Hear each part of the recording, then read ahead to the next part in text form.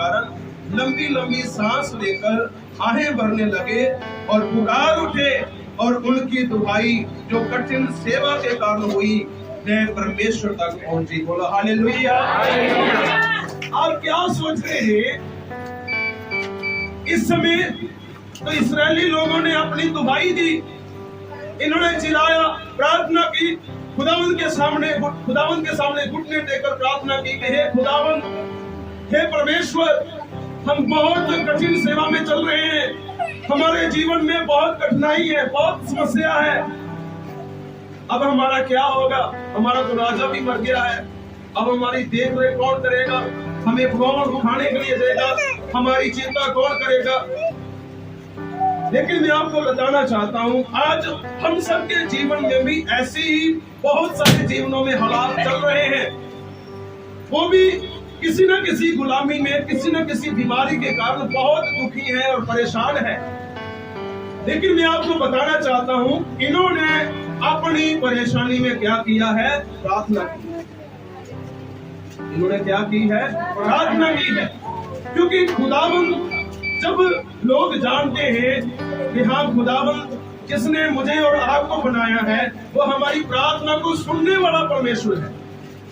इस्राएली लोग ये जानते थे कि हमारी प्रार्थना को सुनेगा तो खुदावंद सुनेगा, हमें वही कठिनाई से, वही परेशानी से हमें बाहर निकाल सकता है और कोई नहीं निकाल सकता है।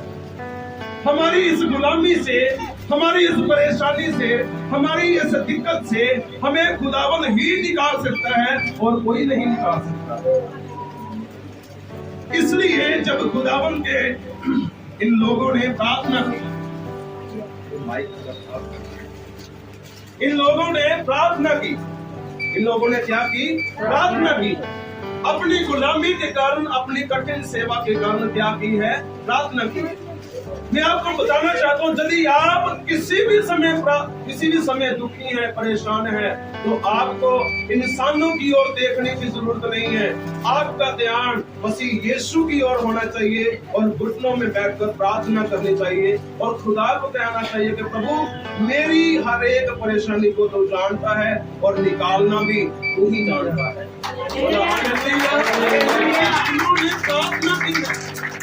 प्रार्थना एक जरिया है हर एक समस्या का हल निकालने का, हर एक परेशानी से निकलने का, हर एक दुख से निकलने का, हर एक शर्मिंदगी से निकलने का।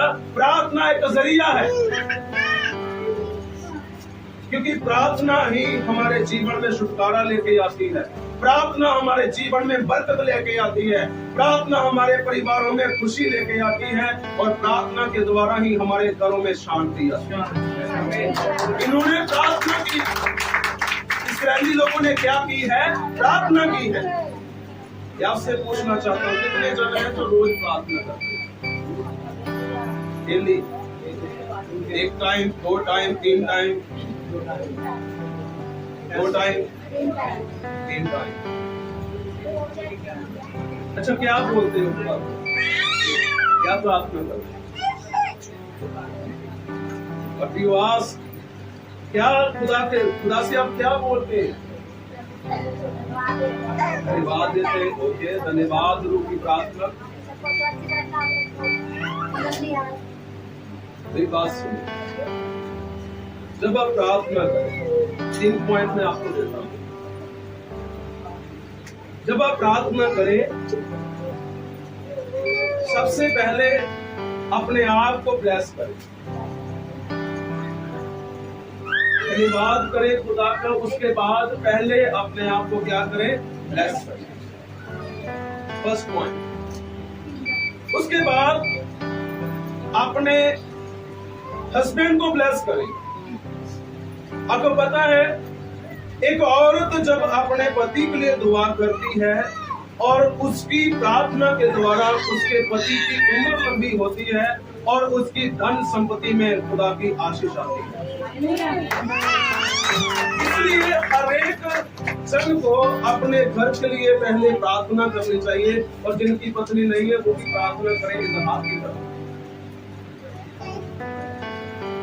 क्योंकि खुदावंद चाहता है कि सबसे पहले आप प्रार्थना करें, अपने आप को ब्लेस करें, अपने पति को ब्लेस करें। तीसरा पॉइंट कि आप अपने बच्चों को ब्लेस करें। चौथा पॉइंट अपने घर को ब्लेस करें। और पांचवा पॉइंट के शैतान की सभी योजनाओं को और सभी बीमारियों को रोज कैंसिल करें, ताकि आप बड़े चके रहेंगे और हमेशा तंदुरुस्त रहेंगे। यीशु मसीह के सामर्थ्य और जिंदा नाम से आमीन।